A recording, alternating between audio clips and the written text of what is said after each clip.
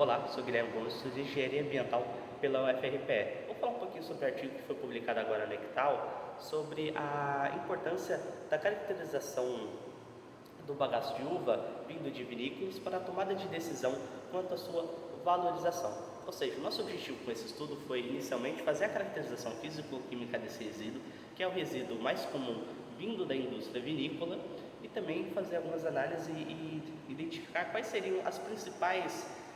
maneiras para a valorização desse resíduo, ou seja, utilizar esse resíduo que seria descartado para a criação de um produto de maior valor agregado ou outro tipo de reutilização. Então, inicialmente, com um pequeno contexto histórico, a uva ela é uma fruta que é conhecida há muito tempo e utilizada há muito tempo, ou seja, é uma fruta que se espalhou pelo mundo muito rapidamente, sendo muitos produtos derivados dessa fruta, sendo que o vinho é o principal produto que é derivado dessa. Boa parte da produção de uva do mundo é destinada à produção desses vinhos, o que nos torna a nossa questão principal, que é o que seria fazer com esse resíduo de uma indústria que é tão grande. Então essa é a nossa ideia, fazer essa caracterização e identificar quais seriam os principais meios para a utilização deste.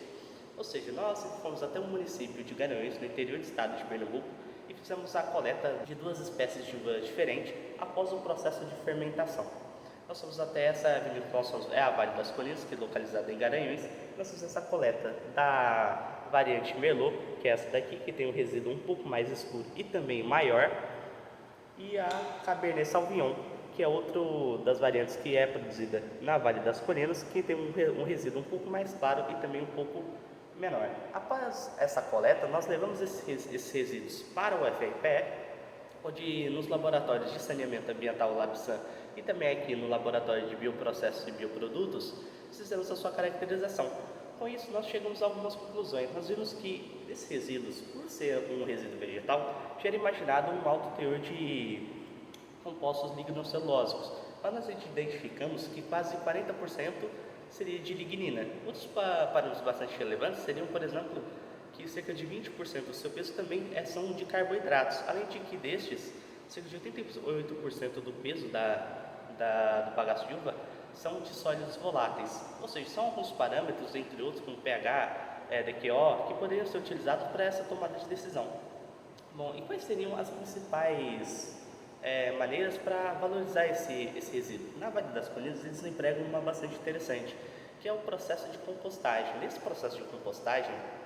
a produção do composto, que é um produto que poderia ser utilizado dentro da própria vinícola para melhoramento do solo, ou seja, economizando com a questão dos fertilizantes, mas ainda assim teria um problema relacionado com a questão de espaço e também de pessoal técnico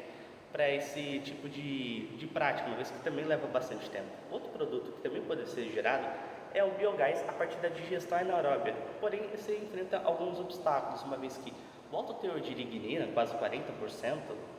poderia, além da celulose, poderia representar um grande problema, uma vez que esses tipos de compostos são dificilmente degradados durante